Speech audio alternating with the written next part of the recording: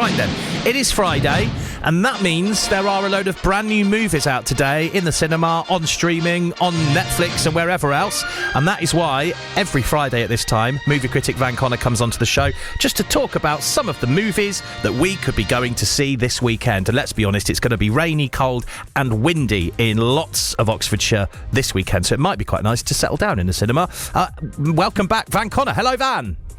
Hello, Mr. Bull. And it will also, of course, be Christmas. This weekend is the last weekend before Christmas. Yeah. You know what? They did drop a really good little actioner, a Christmas set actioner on Netflix this past week. And I think we should do that one first this week. Let's talk about Carry-On. Yeah. With the title of which has thrown people, because I keep saying, have you seen Carry-On? Like, which one? Like Carry-On Matron? Carry-On... No. Carry-On, the airline thriller. And I'm like, oh, okay. So it's Carry-On as in carry-on luggage. Yes. So it's carry-on, not carry-on.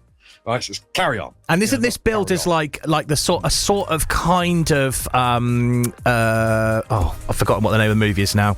Yippee-ki-yay. Die Hard. Yeah, Die Hard. That's it. Yeah. It's a bit Die Hard too. So Taron Egerton from the Kingsman movies, and who played Elton John in Rocket, is a TSA agent. You know, the airline security guys in the US, TSA. Yeah.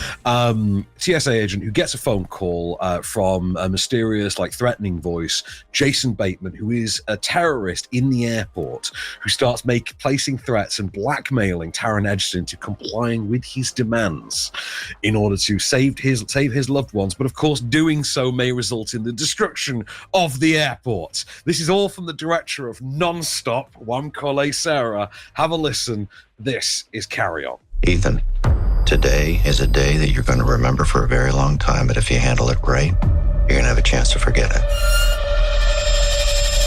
Just relax, okay? An associate of mine is going to step into your line, and you are going to make sure that his bag clears the machine. Listen, I work for the Department of Homeland Security. That's like the janitor at NASA calling himself an astronaut. Let's cancel the text, or we execute your girlfriend. Attaboy. You're a low-level TSO. You're going nowhere. I'm telling you how this goes. I really, really love the sound of this. I love Die Hard. I love that kind of style of Christmas movie. So I'm guessing I'm going to quite like this. Actually, I mean, the people have been making the Die Hard comparison. I think it's closest to Cellular, the Chris Evans thriller from 2004, where he was stuck on a mobile phone. Yeah, that, or to an extent, Phone Booth as well, with Colin Farrell. Loved that. It's got a lot in common with those kind of... It's a lot more confined a thriller. Even though our guy is in the airport, it's him confined to this phone call and having sort of Machiavellian scheme his way around it. It very much owes a debt to Cellular and Phone Booth in that way. Taron Egerton's a very good lead. Bateman's a very good villain. Bateman's a great fun villain. I had a good time with that. And also, it's one of those thrillers that sets its moving parts in early. And doesn't kind of save them all for the end. It does scatter them throughout. So it's quite a well-constructed little thriller. And like I say, Juan Sarah, who's directed this, also handled Non-Stop with Liam Neeson, which was a similar one on an actual plane. So he's done the same movie in the airport and on the plane now. He's done it with different generations of actors. Very good fun, like I say, streaming on Netflix now, and it's called Carry-On. Producer Dan's seen it already, and he said it was actually a decent movie to watch as well, so he's recommended me to watch it over the weekend, so I think I might give that a try. Now, our second movie that is out in cinemas from today is Mufasa, The Lion King. So lots of people have been eagerly awaiting this one. Has it been worth the wait? Has it been? It's an enjoyable movie. I will say that off the bat. We'll bury the lead for you. Say it's an enjoyable movie. Okay. Do you remember we talked about Moana recently, and I said that there's an entire generation of kids now that have been spared like those trash Disney direct-to-DVD sequels that we used to get on, like Aladdin, Return of Jafar, and Prince of Thieves. You used to get Lion King 2, Simba's Pride. And it's like, yeah. Well, they have actually now made Lion King 2, Simba's Pride. That's the weird thing. Okay, so you've got a prequel-sequel set up in one here, in which you've got Simba's daughter Kiara, who is being told a story one night by Rafiki whilst being babysat by Timon and Pumbaa, as Simba and Nala, his mate, are off for the birth of their son. Whilst she's going through the night and the storm is raging, she gets told the story of another lion who had to learn to overcome his fear, a lion named Mufasa, who it turns out, completely unbeknownst to most of us who sat through The Lion King for the last 4 decades, wasn't this great and regal king all along. After all, he was an orphan who just happened to get made king. And this is that story. This is an origin story for everything about The Lion King. Did you want to know how Pride Rock got shaped that way? Why it was shaped that way?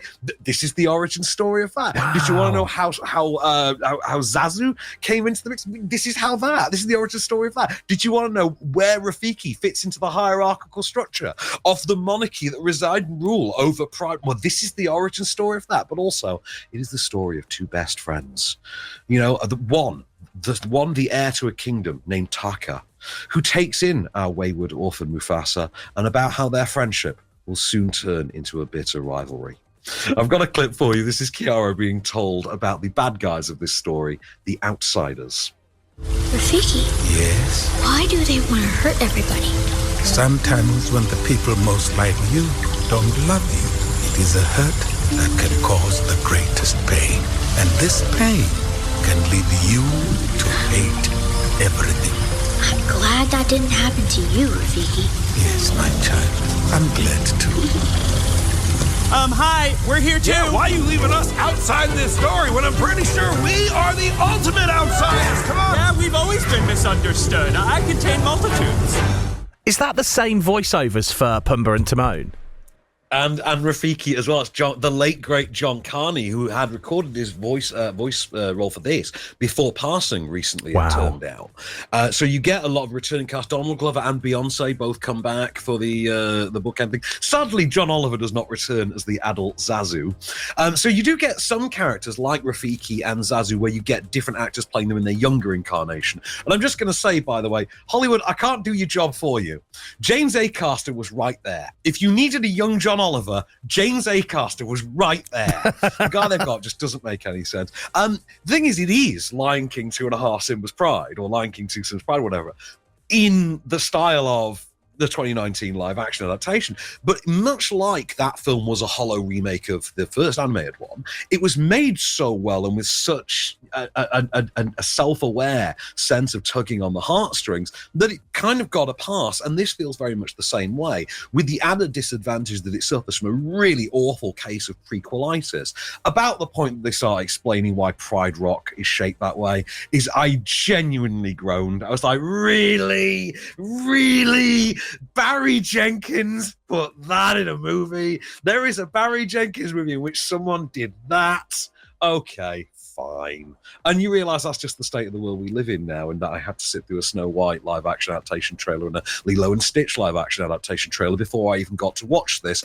So that's just the world we live in now. Obviously, it goes without saying, your kids are going to love this. I think there's enough nuance and new fun to the story that you as the adult will enjoy this, because it's something new with The Lion King.